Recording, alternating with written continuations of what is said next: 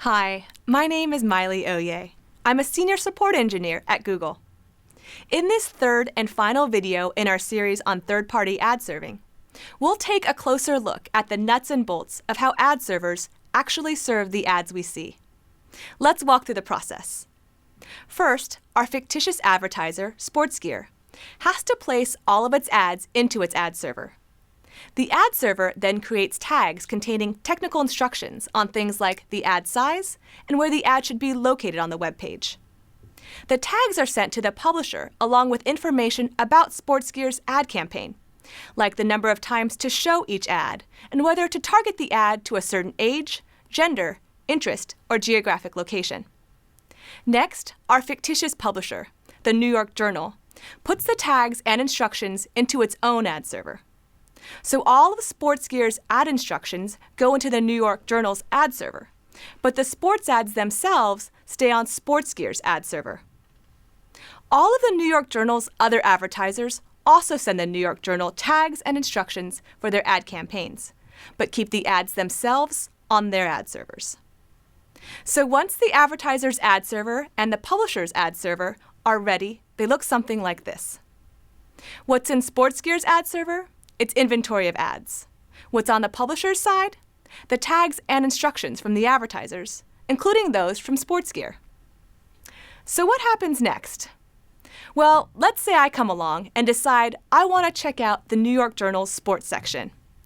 I type the New York Journal's URL into my browser, and my browser makes a request saying, I want this web page from the New York Journal.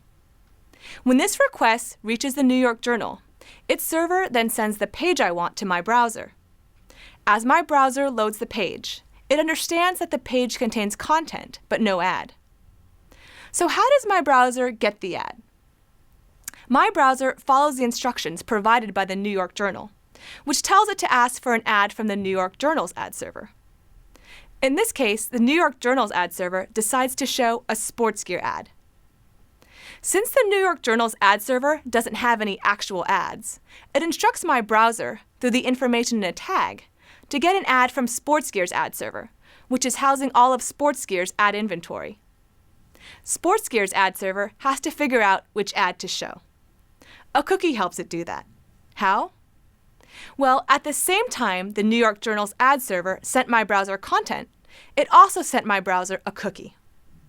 In this case, a cookie is a small file that travels back and forth between my browser and both the publisher's ad server and the advertiser's ad server during the ad serving process.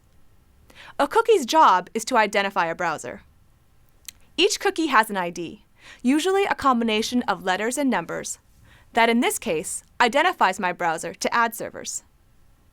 This allows them to keep track of the ads that are shown to my browser, so they can do things like control the number of times I see a given ad, and also allows them to target ads.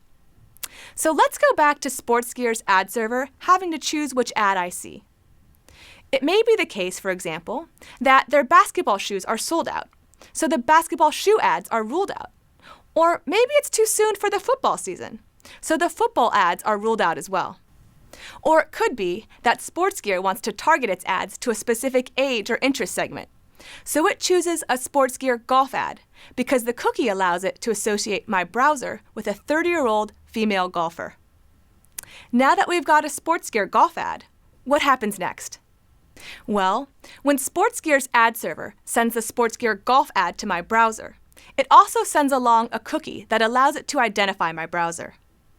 This allows SportsGear's ad server to do things like track how many SportsGear ads my browser has been shown.